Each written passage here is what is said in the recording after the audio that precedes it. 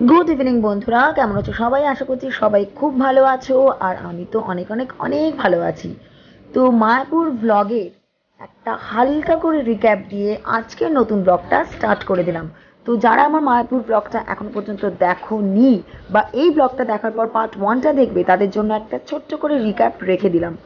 তো আজকের ব্লগটা তোমরা দেখতে থাকো, আশা করছি তোমাদের খুব খুব খুব ভালো লাগবে। যেখান থেকে ব্লগটা শেষ হয়েছিল ঠিক তারপর থেকে আজকের মায়াপুর ব্লগ 2 স্টার্ট করে দিলাম।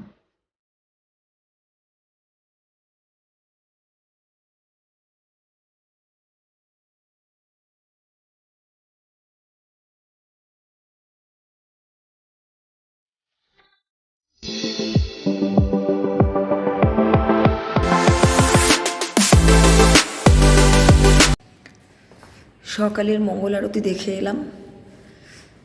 ভোর 4টের সময় বেরিয়েছিলাম, 4:30 থেকে শুরু হয়। তো এখন মোটামুটি হোটেলের রুমে ফিরে এসে ওই আমরা প্রায় 5:30 পৌনে 6টার মধ্যে ফিরেছি রুমে। তো সকলে ঘুমোচ্ছে, আর আমার বিহিত বাবু এই যে সকাল সকাল ঘুম ভেঙে গেছে তার। বাড়ি থাকলে তার ঘুম ভাঙে না। গুড মর্নিং বলো। বাড়ি থাকলে তার ঘুম ভাঙে না, পড়ার সময় পরীক্ষার সময়, বাট বাইরে ঘুরতে এসে ঘুম ভেঙে গেছে। এবারে রুমে সবাই ঘুমোচ্ছে, উনি ঘুমোবেন না, আমাকেও শুতে দিলেন না। তো বললাম যে সবাই ঘুমোচ্ছে, সবাইকে ডিস্টার্ব না করে চলো আমরা সামনাসামনি যেখানে আছি নিচে যাচ্ছি। সেই জায়গাটা ভীষণ সুন্দর। তো চলো একটু রোদ উঠেছে হাঁটি, আর তোমাদেরকেও দেখাই, কি আর করবো। চলো লিফটে উঠছি।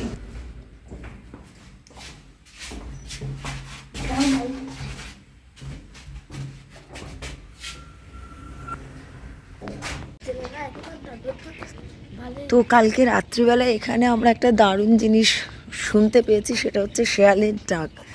মাঝরাত্রিবেলা এত জোরে শেয়াল ডেকে উঠেছে। আর ইনফ্যাক্ট আজকে সকালবেলা এই দেখো, এই ক্ষেতে, এটা আমাদের এই হোটেল, হ্যাঁ, আর হোটেলের অপোজিটে এরকম ক্ষেত রয়েছে, ফাঁকা জমি।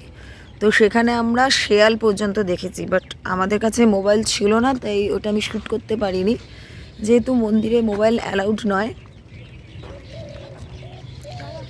তো মন্দিরে মোবাইলটা অ্যালাউড নয়, জমা নিয়ে নেয়। তো জমা নেওয়ার আর চাপ রাখিনি, তো মোবাইলটা আমরা নিয়ে যাইনি। আর এই দেখো রসকলি এঁকে দিয়েছে। এখন সবাই রুমে ঘুমোচ্ছে, একটু পরে সবাই উঠবে, তখন আবার বেরোবো, সাইট সিনে যাব। আর আজকেই তো আমরা রওনা দেবো বাড়ির উদ্দেশ্যে। আর বিহিত বাবুকে দেখো, ওয়েডনেসডে তার রেজাল্ট